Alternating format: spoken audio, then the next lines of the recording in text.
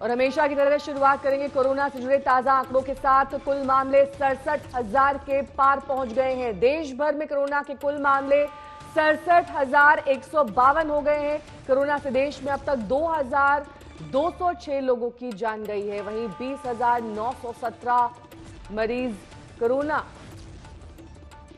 के इलाज के बाद ठीक हुए हैं। 67,152 ये ताजा आंकड़ा स्वास्थ्य मंत्रालय द्वारा जारी किया हुआ। देश में कोरोना के एक्टिव केस 44,029 मामले, जबकि मरने वाले लोगों की संख्या 2,206 हो गई है।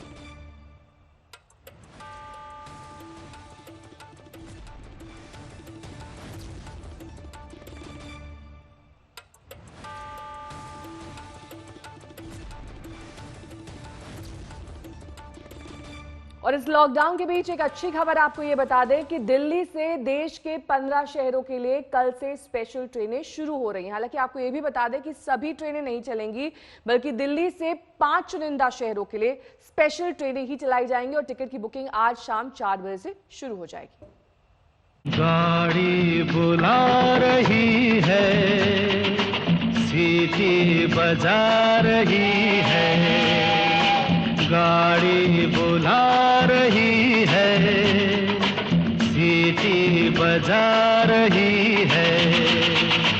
चलना ही जिंदगी है, चलती ही जा रही है, गाड़ी बुला रही है, सीटी बजा रही है।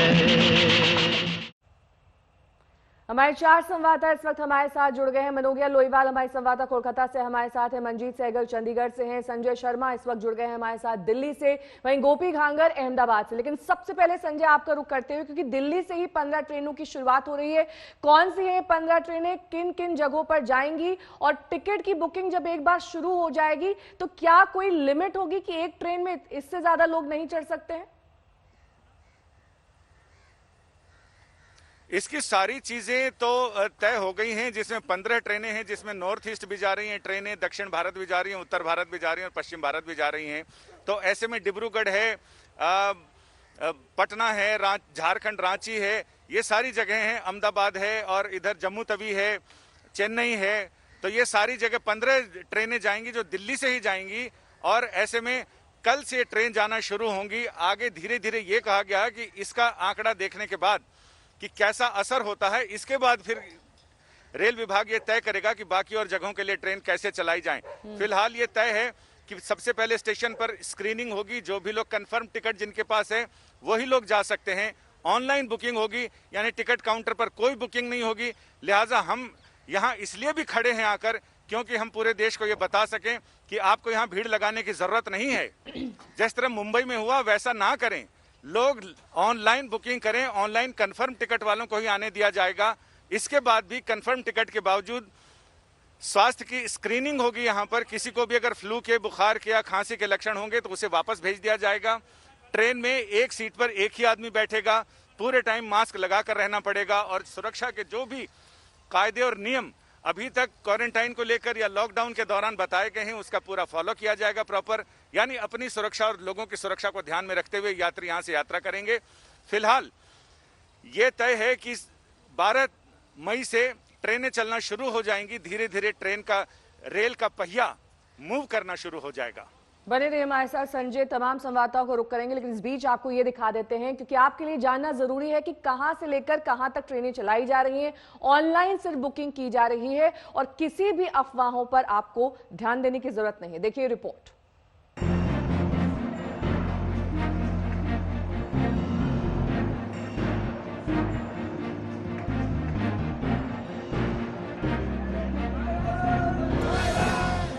तीन 350 से ज्यादा श्रमिक एक्सप्रेस के पटरी पर उतरने के बाद अब राहत की दूसरी किश्त पर मुहर लग गई है।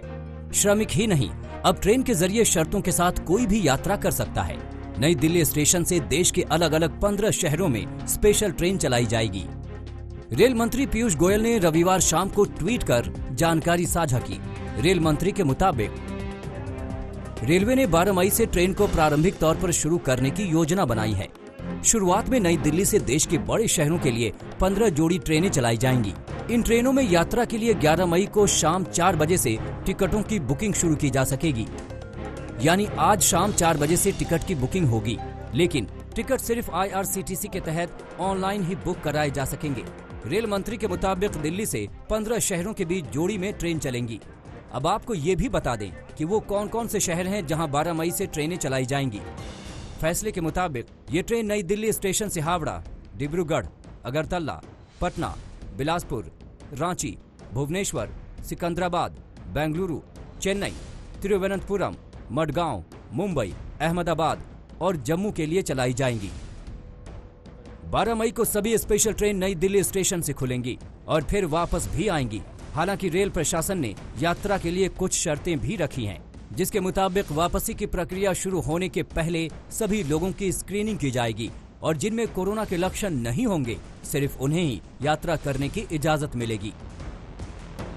जो लॉकडाउन थोड़े थोड़े रिलैक्सेशन करने के लिए सरकार ने मन बनाया है, लेकिन मेरा ये कहना का है कि इससे पहले भी और जहाँ से जहाँ तक ट्रेन जाएगा वहाँ सारे सोशल डिस्टेंसिंग का जो फैक्टर्स है, जो कंडीशंस है, उसको कैसे इम्प्लीमेंट किया जाएगा, कैसे लागू किया जाएगा, ये बहुत बड़ा सवाल है। और इस पर भी रेलवे को और सरकार को, एडमिनिस्ट्रेशन को ध्यान देना ही पड़ेगा। लॉकडाउन 3 के खत्म होने के 7 दिन पहले ये फैसला इशारा है कि सरकार ने अब बड़ी छूट देने का मन बना लिया है। 40 दिन से ज्यादा वक्त से दूसरे राज्यों में फंसे लोगों की घर वापसी अब मुमकिन हो सकेगी। हालांकि अलग अलग शहरों में पहुंचने के बाद उन्हें फिर मेडिकल जांच और स्क्रीनिंग से गुजरना पड़ेगा। यात्री 14 दिन क्वारंटीन भी किए जाएंगे। पौलोमी शाह और मिलन शर्मा के साथ आज तक ब्यूरो। हमारे तमाम संवाददाता हमारे साथ जुड़े हुए हैं। सीधे रुक करेंगे अहमदाबाद से। हमारी संवाददाता गोपी घांगर हमारे साथ लगातार बनी हुई हैं। गोपी, अहमदाबाद में किस तरह के इंतजाम किए गए हैं, क्योंकि कल से ट्रेनों की शुरुआत होनी है, अहमदाबाद तक भी ट्रेन जानी है। ऐसे में वहां पर कैसे सोशल डिस्टेंसिंग का पालन किया जाए, ज्यादा भीड़ न इकट्ठा हो जाए, अफवाह के चलते वहां पर ज्यादा लोग ना पहुंच जाए, इन सब बातों का कैसे ख्याल रखा जाएगा? बिल्कुल नेहा, आपको बता दूं कि अहमदाबाद रेलवे स्टेशन पर पूरे जो प्लेटफॉर्म है वहां पे सर्कल बना दिए गए हैं। हर किसी को उसी सर्कल में खड़े रहना है। साथ ही डिसइंफेक्शन टनल भी बनाई गई है कि जब भी पैसेंजर यहां पे आएंगे ऑनलाइन टिकट लेकर आएंगे और वो अपनी टिकट के साथ 1 घंटा पहले रेलवे स्टेशन पहुंचेंगे। पूरी प्रक्रिया रहेगी डिसइंफेक्शन टनल से होते हुए। जो सर्कल्स बनाए गए हैं सोशल डिस्टेंसिंग के लिए, उसी का पालन करना होगा, उसी में आपको चलना होगा और उसी में चलते हुए प्लेटफॉर्म से सीधा वो ट्रेन में पहुंच जाएंगे। इस तरीके से कुछ इंतजाम किए गए। साथ ही थर्मल चेकिंग होगा यहाँ पे अहमदाबाद रेलवे स्टेशन पर। जब भी कोई पैसेंजर उतरेगा या ट्रेन के अंदर जाएगा तो उसका पूरी तरीके से थर्मल स्कैनिंग किया जाएगा, क्योंकि आपको पता है कि अहमदाबाद जो है वो हॉटस्पॉट बना हुआ है और अहमदाबाद में काफी ज्यादा इन्फेक्टेड लोग, करीब 8000 जितने पूरे गुजरात में इन्फेक्टेड लोग हैं, जबकि अकेले अहमदाबाद में 6000 से ज्यादा है। तो वैसे में ये सारी चीजें बारीकाई से जांची जाएंगी। साथ ही एक मेडिकल टीम भी रहेगी यहाँ पे। अगर किसी को टेम्परेचर है या किसी भी खांसी या जुकाम जैसी चीजें हैं तो तुरंत उनका स्कैनिंग करके उनको अलग किया जाएगा, उनको ट्रेन में ट्रैवल नहीं करने दिया जाएगा। एक पूरी सिस्टम यहाँ पे डेवलप की गई है। सर्कल बनाए गए प्लेटफॉर्म से लेकर यहाँ तक कि जो बाहर का इलाका है जहाँ से लोग रेलवे स्टेशन के अंदर मनोज्ञा लोईवाल हमारी संवाददाता हमारे साथ जुड़ी हुई हैं कोलकाता से। मनोज्ञा, हावड़ा तक भी ट्रेन चलाई जा रही है दिल्ली से, ऐसे में वहां पर क्या इंतजाम है, किस तरीके से वहां पर सोशल डिस्टेंसिंग का पालन किया जाए और तमाम तरीके की बारीकियों पर किस तरह से नजर रखी जा रही है?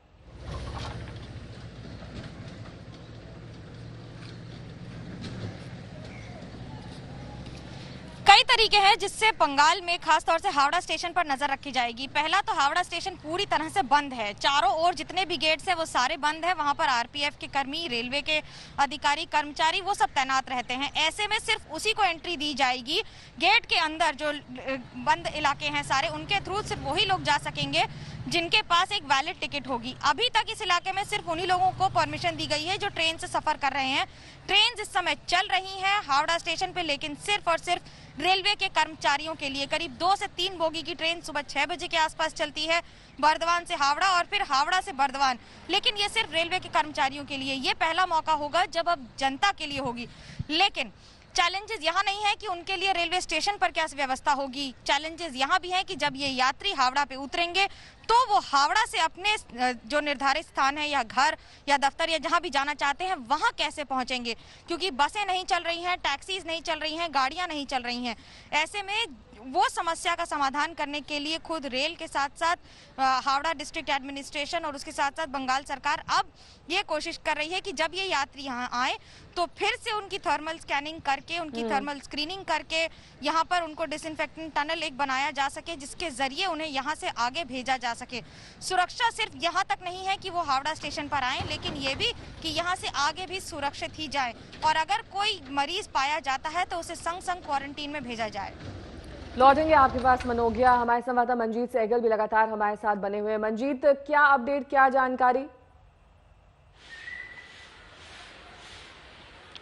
देखिए नेहा, हम इस वक्त चंडीगढ़ के रेलवे स्टेशन पर मौजूद हैं। जो 15 विशेष ट्रेनें चलाई जा रही हैं उसमें से एक जम्मू तवी एक्सप्रेस है जो अंबाला से होकर गुजरेगी। ये लगभग 2 दर्जन जो शहर है पंजाब और हरियाणा के उनमें से गुजरते हुए जाएगी और जम्मू पहुंचेगी। अगर इंतजाम की बात करें तो हर रेलवे स्टेशन पर जो यात्री हैं उनकी स्क्रीनिंग की जा रही है। 1-1 मीटर का फासला उनके बीच में रखा गया है। जिन यात्रियों के पास कंफर्म टिकट हैं, खासकर श्रमिक एक्सप्रेस की मैं बात कर रहा हूं, केवल उन्हीं को रेलवे स्टेशन के भीतर प्रवेश करने की इजाजत है। रेलवे प्लेटफॉर्म से गुजरने से पहले उसकी थर्मल स्कैनिंग की जा रही है। चंडीगढ़ की बात करें तो यहाँ से लगभग 8 श्रमिक एक्सप्रेस ट्रेन तय की गई है। उनमें से पहली ट्रेन रविवार को गोंडा के लिए रवाना हुई थी जिसमें से 1188 श्रमिक गए थे और आज गोरखपुर के लिए भी एक ट्रेन यहाँ से 8 बजे जाएगी। पंजाब से 26 ट्रेनें श्रमिकों को लेकर जाएंगी। हर रेलवे स्टेशन पर तकरीबन इसी तरह का इंतजाम है। श्रमिकों की या जो ट्रेन के यात्री हैं उनकी थर्मल स्कैनिंग हो रही है, उनका टेम्परेचर लिया जा रहा है और जो भी संदिग्ध है उसको रेलवे स्टेशन में प्रवेश करने की इजाज़त नहीं है, उसको सीधे क्वारंटाइन सेंटर में भेजा जाएगा।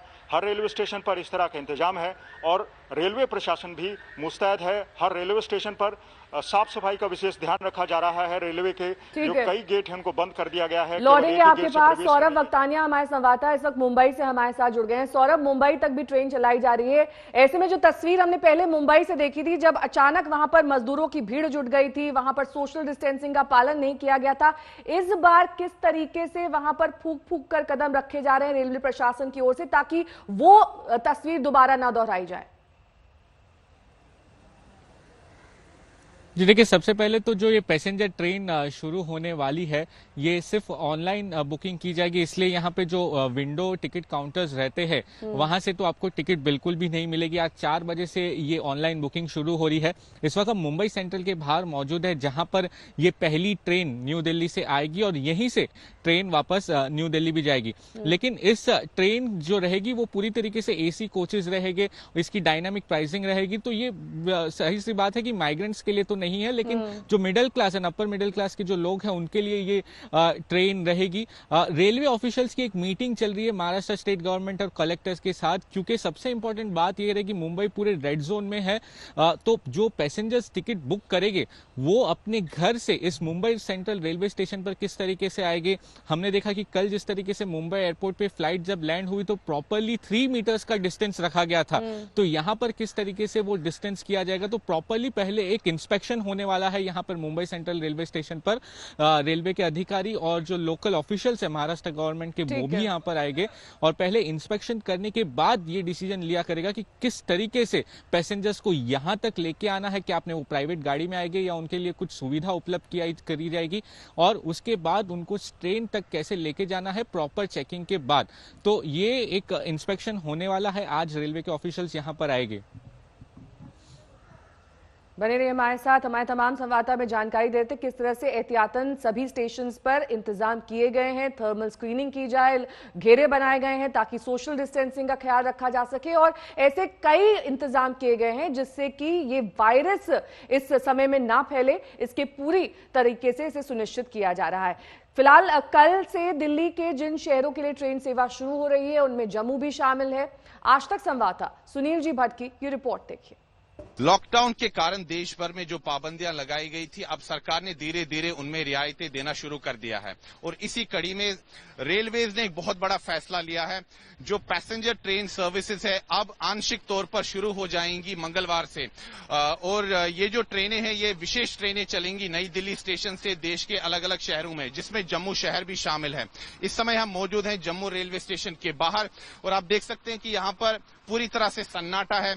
जब से लॉकडाउन लगा है और ट्रेन सर्विसेज जो है, ट्रेन सेवाएं जो है बंद कर दी गई थी, तब से जम्मू रेलवे स्टेशन पर जो आप देख सकते हैं कि बिल्कुल सन्नाटा छाया हुआ है। यहाँ पर आप केवल जो है पुलिसकर्मी देख सकते हैं सिक्योरिटी चेक पॉइंट पर। और अभी हमने प्रयास किया था स्टेशन के अंदर जाने का भी, लेकिन हमें बताया गया कि वहां पर सैनिटाइजेशन का काम चल रहा है और इसीलिए वो अभी मीडिया को अंदर जाने नहीं दे रहे हैं। लेकिन फिर भी हम आपको दिखा रहे हैं, यहाँ पे तस्वीरें आप देख सकते हैं कि पूरी तरह से जब से लॉकडाउन लगा है रेलवे स्टेशन के बाहर और जो भी तमाम जो जगह हैं जम्मू शहर में, वहां पर सन्नाटा छाया हुआ है, चाहे बाजार हो, रेलवे स्टेशन हो। लेकिन अब भारतीय रेलवे ने एक बहुत ही बड़ा फैसला लिया है। आंशिक तौर पर जो है ट्रेन सेवाएं शुरू होंगी मंगलवार से और उसकी बुकिंग जो है आज शाम 4 बजे से होंगी, लेकिन बुकिंग केवल IRCTC वेबसाइट पर होंगी। तो जिन लोगों को टिकट्स बुक करनी है उन्हें IRCTC वेबसाइट पर ही जाना पड़ेगा। टिकट काउंटर्स बंद ही रहेंगे क्योंकि सोशल डिस्टेंसिंग को मेंटेन करना है, सामाजिक दूरी को मेंटेन करना है। तो इसीलिए सरकार जो है रियायत तो दे रही है, लेकिन साथ साथ में ये भी सुनिश्चित कर रही है कि कोरोना वायरस के खिलाफ जो जंग लड़ी जा रही है उसमें किसी प्रकार की कोताही न बरती जाए। तो राहत की एक बड़ी किश्त तो अब आ गई है, लेकिन सबकी नजर इस बात पर है कि आगे और कितनी रियायतें मिलने वाली हैं, क्योंकि कोरोना वायरस संकट के बीच प्रधानमंत्री मोदी आज एक बार फिर राज्यों के मुख्यमंत्रियों से बातचीत करेंगे और मुख्यमंत्रियों के साथ पीएम की ये बातचीत आज दोपहर 3 बजे वीडियो कॉन्फ्रेंसिंग के जरिए होगी। इस बैठक में प्रधानमंत्री मोदी लॉकडाउन 3.0 के बाद बने हालात पर मुख्यमंत्रियों से चर्चा करेंगे।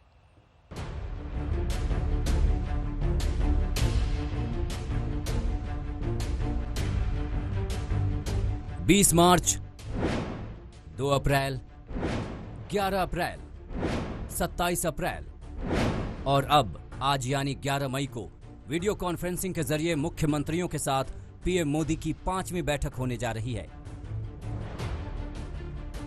लॉकडाउन के तीसरे चरण की मियाद 17 मई को पूरी हो रही है। उससे पहले देश के तमाम मुख्यमंत्रियों के साथ पीएम मोदी की बैठक काफी अहम मानी जा रही है। बैठक में वीडियो कॉन्फ्रेंसिंग के जरिए सभी राज्यों के मुख्यमंत्री शामिल होंगे। पहला सत्र 3 बजे से शाम 5:30 बजे तक चलेगा।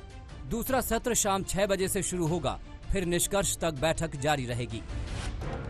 47 दिन लॉकडाउन के पूरे हो गए हैं। मरीजों की तादाद 60,000 से ज्यादा हो गई है। संक्रमण की रफ्तार अब भी जोरों पर है। ऐसे में मुख्यमंत्रियों के साथ ये मंथन बहुत महत्वपूर्ण है। प्रधानमंत्री इस बैठक में लॉकडाउन बढ़ाने को लेकर मुख्यमंत्रियों की राय जानना चाहेंगे। सूत्रों के मुताबिक बैठक में इस बात पर चर्चा होगी कि संक्रमण के खतरे के बीच लॉकडाउन में कितनी ढील दी जाए, छूट किन हालात में मिले, कौन से इलाके रेड जोन रहें, आर्थिक गतिविधियों को बढ़ाने पर चर्चा होगी। इसके साथ ही समझा जा रहा है कि इस बैठक में अर्थव्यवस्था को पटरी पर लाने और देश में ठप पड़े काम धंधों को चालू करने का मुद्दा उठेगा। 25 मार्च से लागू लॉकडाउन की वजह से तमाम मुश्किलें खड़ी हो गई हैं। कई प्रदेशों के मुख्यमंत्री ने नियमों में छूट देने की मांग की है। मैं कॉन्फिडेंस के साथ कह रहा हूं कि दिल्ली सरकार आज कोरोना के केसेस को डील करने की पूरी तैयारी कर चुकी है। अगर लॉकडाउन खत्म होता है तो हम उस थोड़े बहुत केसेस बढ़ेंगे, अगर लॉकडाउन खत्म होता है तो उस स्थिति से निपटने के लिए पूरी तरह से आज दिल्ली सरकार तैयार है। हिमाचल एक सेफ स्टेट है जहां कोरोना वायरस का उतना इम्पैक्ट नहीं है, असर नहीं है। पूरे देश भर से, पूरे प्रदेश के बहुत बड़ी संख्या में लोग जो है फिर टूरिज्म की दृष्टि से जो है हिमाचल प्रदेश में आएंगे और हम उनके लिए जो बेस्ट पॉसिबल जो मदद कर सकते हैं उस दृष्टि से और इस इंडस्ट्री को उठाने के लिए जो मदद कर सकते हैं वो काम करने की हम कोशिश करेंगे। इससे पहले रविवार को कैबिनेट सचिव राजीव गौबा ने सभी राज्यों और केंद्र शासित प्रदेशों के मुख्य सचिवों और स्वास्थ्य सचिवों के साथ वीडियो कॉन्फ्रेंसिंग के जरिए बैठक कर कोरोना के हालात पर चर्चा की है। इस दौरान राज्यों ने अहम राय रखी है। दिल्ली में पॉलिमिशा के साथ आज तक ब्यूरो। एक बार फिर से आपको आंकड़ों के साथ रूबरू करा देते हैं। पिछले 24 घंटे में कोरोना केस में इजाफा हुआ है। कल 4000 से ज्यादा नए मामले सामने आए। कोरोना केस में सबसे ज्यादा इजाफा महाराष्ट्र में देखने को मिल रहा है। महाराष्ट्र में कोरोना केस की संख्या 22,000 के पार पहुंच गई है। मुंबई के आर्थर रोड जेल में 184 कोरोना संक्रमित मरीजों के मिलने से हड़कंप मच गया है।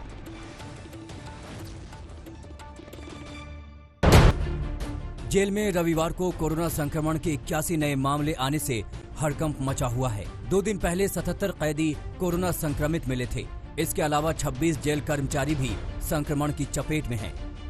यानी आर्थर रोड जेल में अब कोरोना मरीजों की संख्या 184 तक पहुंच गई है, जिसमें 158 कैदी पॉजिटिव पाए गए हैं। महाराष्ट्र में पुलिसकर्मियों को भी कोरोना बड़ी तेजी से अपनी चपेट में लेता जा रहा है।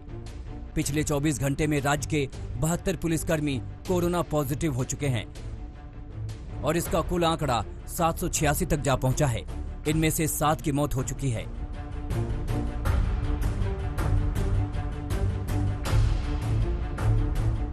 भारत के कुल मरीजों में से करीब 1/3 संक्रमित अकेले महाराष्ट्र में हैं। महाराष्ट्र में मरीजों की संख्या अब 22,171 हो गई है, जिसमें अकेले मुंबई में 13,739 कोरोना मरीज हैं। पिछले 24 घंटे में महाराष्ट्र में 1,278 नए मरीजों की पहचान हुई है, जिसमें 875 सिर्फ मुंबई से हैं। मौत का आंकड़ा भी बढ़कर 832 हो गया है। कोरोना वायरस से संक्रमित मरीजों की संख्या के आधार पर महाराष्ट्र के बाद गुजरात में हालात ठीक नहीं दिख रहे। यहाँ मरीज लगातार बढ़ रहे हैं। पिछले 24 घंटे में 398 नए मरीज वायरस के संक्रमण के शिकार हुए हैं। अब गुजरात में कुल 8,195 लोग कोरोना से बीमार हो गए हैं। 278 नए मरीज अहमदाबाद से, जबकि वडोदरा से 25 और सूरत से 41 कोरोना मरीज सामने आए हैं। मौत का आंकड़ा बढ़कर 493 हो गया है। महाराष्ट्र और गुजरात में अब 30,000 से ज्यादा कोरोना संक्रमित हैं और मरीजों की तादाद तमाम एहतियात बरतने के बावजूद बढ़ रही है। लिहाजा सभी लोगों को बहुत ज्यादा सावधान रहने की जरूरत है। संक्रमण से बचने के उपाय को जीवन में उतारें। छोटी छोटी बातों का ख्याल रखें। अहमदाबाद से गोपी घांगर के साथ सौरभ वक्तानिया, मुंबई आज तक। इसेंशियल सर्विसेज की आड़ में प्रवासी मजदूरों को दिल्ली से उत्तर प्रदेश के लखनऊ और आजमगढ़ ले जाने वाले गिरोह को दिल्ली पुलिस ने हिरासत में लिया है। ये गिरोह पैसे लेकर 2 ट्रकों में 100 प्रवासी मजदूरों को चोरी छिपे ले जा रहा था।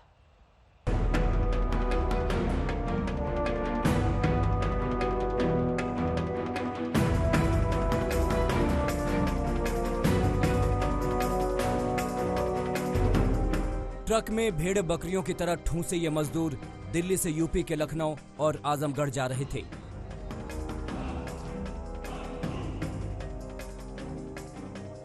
कल रात जब शकरपुर लक्ष्मीनगर पिकेट पर चेकिंग के लिए ट्रक को रोका गया तो पुलिस वाले ट्रक के भीतर का नजारा देखकर दंग रह गए। 2 ट्रकों में करीब 100 लोग भरे पड़े थे। इनमें मजदूरों के साथ उनके बच्चे और परिवार के बुजुर्ग भी थे।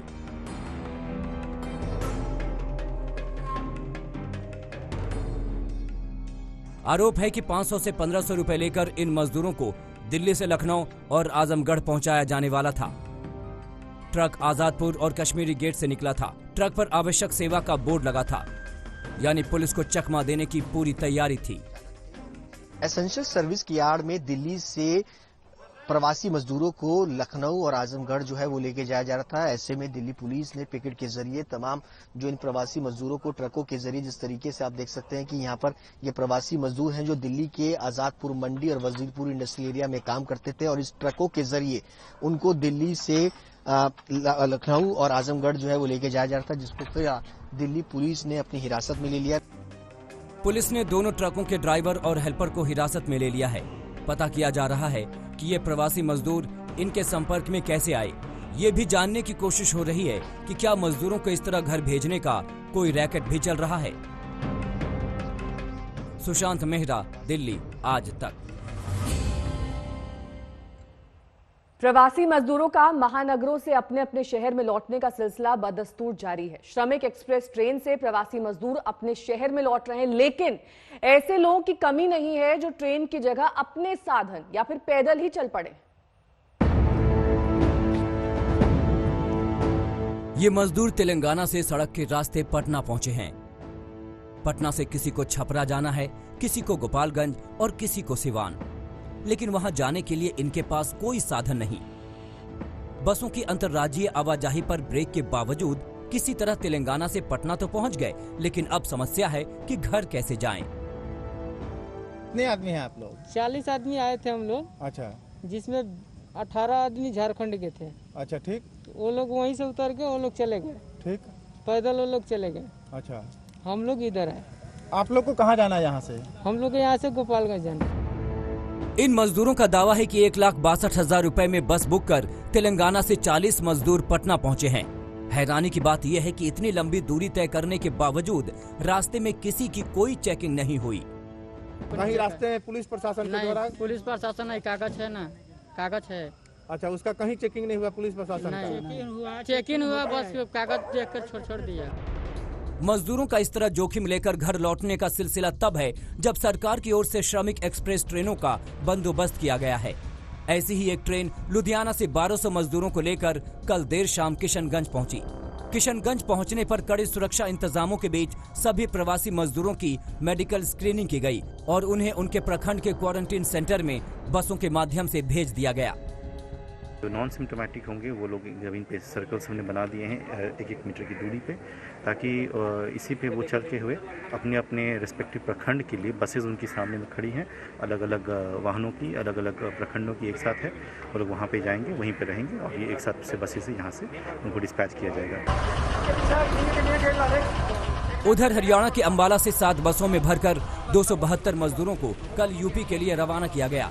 ये श्रमिक पश्चिमी यूपी के बागपत, सहारनपुर व शामली के हैं। हम लोग को सर जी बहुत सुविधा मिला सर जी, 2 दिन से हम लोग खाना खाए। तो उम्मीद थी इससे पहले कि घर? सर जी उम्मीद नहीं था सर जी, फिर भी हम लोग को सर जी घर जाना था। हम लोग को खाने के नहीं था सर, हम लोग कहाँ जाएंगे? पहले तो नहीं थी उम्मीद सर, लेकिन आज उम्मीद मिल गया, हम लोग जा रहे हैं। अब तो खुश हैं सर। पैसा वैसा खत्म हो गया था? पैसा तो नहीं था सर, तभी तो हम लोग को निकलना पड़ा। प्रवासी मजदूरों का अपने अपने घर जाने और पहुंचने का सिलसिला जारी है। गुजरात के पालनपुर से 1200 मजदूर यूपी के जालौन पहुंचे। राजस्थान के अजमेर से करीब 1000 मजदूरों को लेकर एक ट्रेन कल बिहार रवाना हुई। एक श्रमिक एक्सप्रेस ट्रेन बेंगलुरु से पश्चिम बंगाल के बांकुरा के लिए रवाना हुई, तो रोहतक से 1200 प्रवासी मजदूरों को लेकर एक ट्रेन बिहार रवाना हुई। चंडीगढ़ से भी एक ट्रेन मजदूरों को लेकर यूपी के गोंडा रवाना हुई। आज तक ब्यूरो। रविवार को यूपी और राजस्थान की पुलिस एक दूसरे से भिड़ गई। दोनों राज्यों के बॉर्डर पर जमकर बवाल हुआ। दरअसल राजस्थान पुलिस मजदूरों को अपनी सीमा से उत्तर प्रदेश में दाखिल कराना चाह रही थी, वहीं यूपी पुलिस दूसरे राज्यों के मजदूरों को अपने राज्य के अंदर घुसने देने के लिए तैयार नहीं थी। मथुरा के मुगर्रा में राजस्थान यूपी बॉर्डर पर बरपा हंगामा। कोरोना काल में आपस में भिड़ गए कोरोना वॉरियर। राजस्थान और यूपी पुलिस के बीच हुई झड़प। यूपी पुलिस के 2 दारोगा और कुछ पुलिसकर्मी हुए घायल। यूपी और राजस्थान के बॉर्डर पर जंग छिड़ी है। दोनों सूबे की पुलिस एक दूसरे से ऐसे भिड़ी कि क्या कहने। धक्का मुक्की, बहस, हो हल्ला। यूपी पुलिस ने मजदूरों के जत्थे को बॉर्डर पर रोक दिया। बस यही बात राजस्थान पुलिस को नागवार गुजरी और कुछ पुलिसकर्मी जबरन यूपी पुलिस की बैरिकेडिंग हटाने लगे। यूपी पुलिस ने इसे रोका तो विवाद बढ़ गया। वीरेंद्र सिंह, आपने बहुत गलती करी है, दरवाजे का हाथ तोड़ दिया आपने हाथ तोड़ दिया दरवाजे का। मेरा हाथ जो है क्या मतलब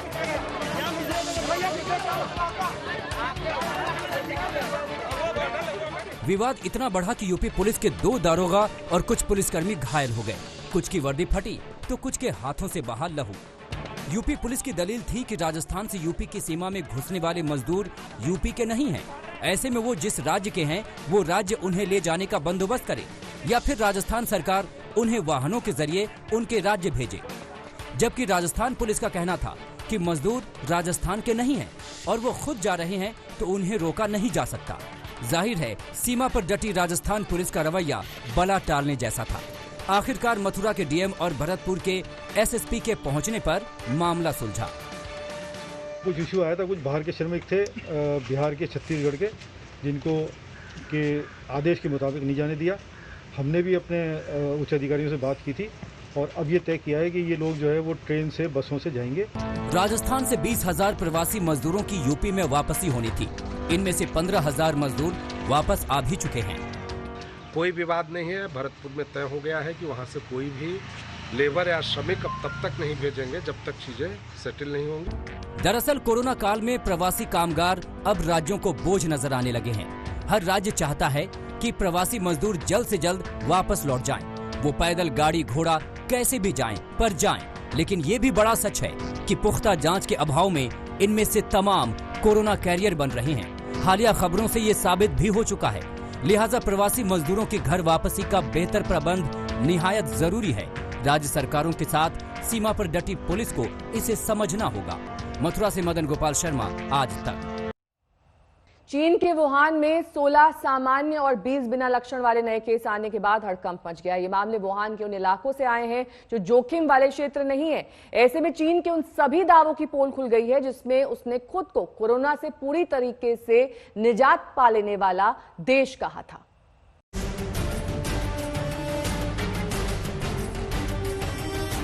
कोरोना महामारी से पूरी तरह छुटकारा पाने और सभी प्रकार के लॉकडाउन को हटाकर टूरिज्म से करोड़ों कमाने के चीन के दावे की पोल अब खुल चुकी है। 9 मई को चीन सरकार ने हेलोंगजियांग हेल्थ कमीशन के जरिए जारी किए गए नए मामलों की जानकारी भी छुपाई। अब चीन की सच्चाई सबके सामने आ गई है, क्योंकि 28 अप्रैल के बाद वुहान में कोरोना के सबसे ज्यादा केस दर्ज किए गए हैं, जिनमें अकेले वुहान के कई इलाकों से 14 मामले और हेलोंगजियांग और शेनयांग से एक मामले सामने आए हैं। चीन सरकार जिन इलाकों को कम जोखिम मानकर चल रही थी, वहां से 14 नए केस आने के बाद वुहान प्रशासन फिर से चौकन्ना हो गया है और बड़े स्तर पर संदिग्ध लोगों की जांच करवा रहा है। हेलोंगजियांग हेल्थ कमीशन ने जिस महिला को नेगेटिव बताया वो भी पॉजिटिव पाई गई है। वहीं नेशनल हेल्थ कमीशन के हवाले से जानकारी निकलकर सामने आई कि बिना लक्षण वाले मामले ऑफिशियल टैली में जोड़े ही नहीं जा रहे। 9 मई को ऐसे 20 नए केस दर्ज किए गए जो बिना लक्षणों वाले हैं। यानी पिछले 24 घंटों में चीन में कुल 36 मामले सामने आए हैं। बता दें कि चीन में अब कोरोना वायरस से संक्रमितों की संख्या बढ़कर 83,000 के करीब पहुंच गई है और 4,633 लोगों की मौत हो चुकी है। आज तक ब्यूरो। दुनिया के अमीर देशों में शामिल स्विट्जरलैंड से हैरान करने वाली तस्वीरें आई हैं। यहां के जिनीवा शहर में भोजन के लिए 1,000 से ज्यादा लोग लाइन में खड़े हुए दिखाई दिए। स्विट्जरलैंड का शुमार दुनिया के सबसे अमीर देश में होता है, लेकिन ये तस्वीरें दुनिया को हैरान करने वाली हैं। यहाँ के जेनेवा शहर में 1,000 से ज्यादा लोग मुफ्त में खाने के लिए लाइन में लगे दिखे। कोरोना संकट की वजह से स्विट्जरलैंड में लॉकडाउन है, लेकिन इस बेहद अमीर देश के लोगों को ऐसे खाने के लिए लाइन में दिखना हर किसी को चौंकाने वाली घटना है।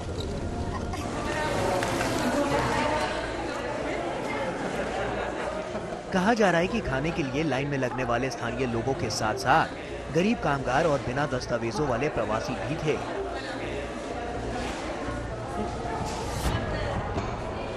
चीन के वुहान से शुरू हुए कोरोना वायरस ने अब न सिर्फ गरीब देशों बल्कि अमीर देशों के लोगों को भी बेबस कर दिया है। ये लाइन 1 किलोमीटर से ज्यादा लंबी लगी थी। यहाँ पर कुछ स्वयंसेवी मुफ्त में खाने के करीब 1500 पैकेट बांट रहे थे।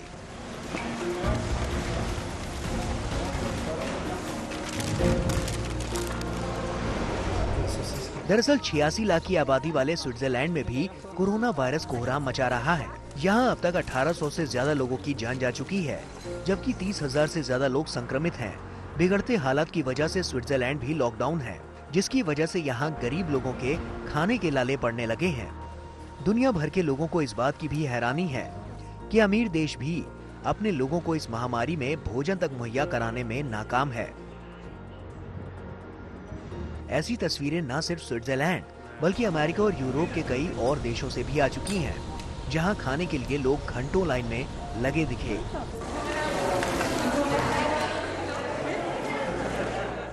आज तक ब्यूरो।